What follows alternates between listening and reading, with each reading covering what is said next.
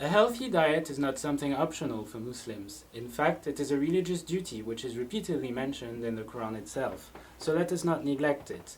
Here are 6 top tips for a healthy fast and a healthy Ramadan.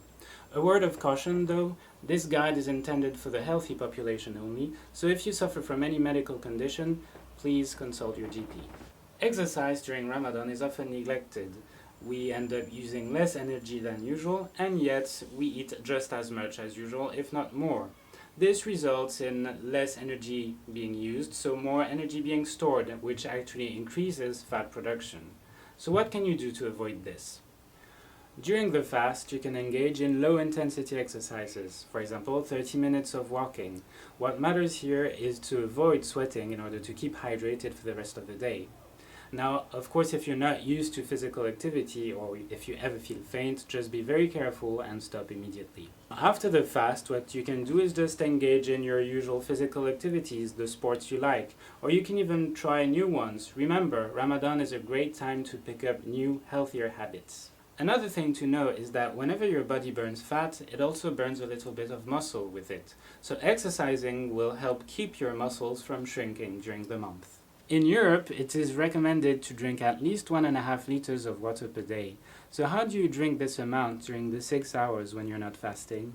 First tip, set aside 1 or several bottles which amount to 1.5 liters of water and try to finish them by Fajr.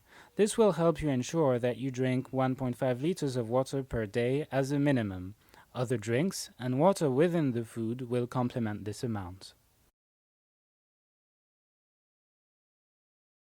Did you know? Several studies have suggested that it takes around 30 minutes for your brain to register the feeling of being full.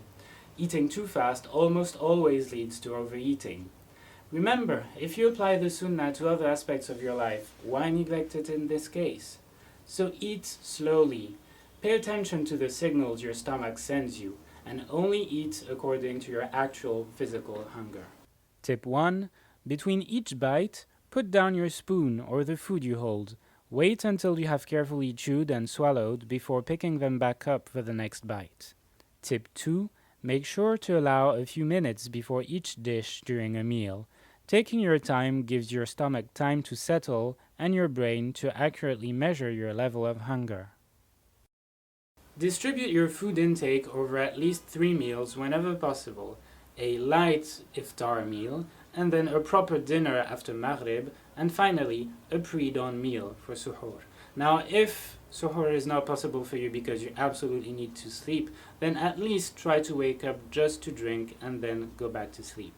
A light starter before the actual dinner is highly recommended to prevent overeating. This could be, for example, a vegetable soup or salad right after Maghrib. A typical Ramadan meal is often quite rich in fat and sugar. This is something we need to bear in mind. And yes, fruit juices do contain natural sugar, so they should be consumed in moderate amounts. Now, if you really love fruits, then it's always better to eat a whole fruit than just its juice, because the whole fruit does also contain fiber, which is very useful to prevent constipation.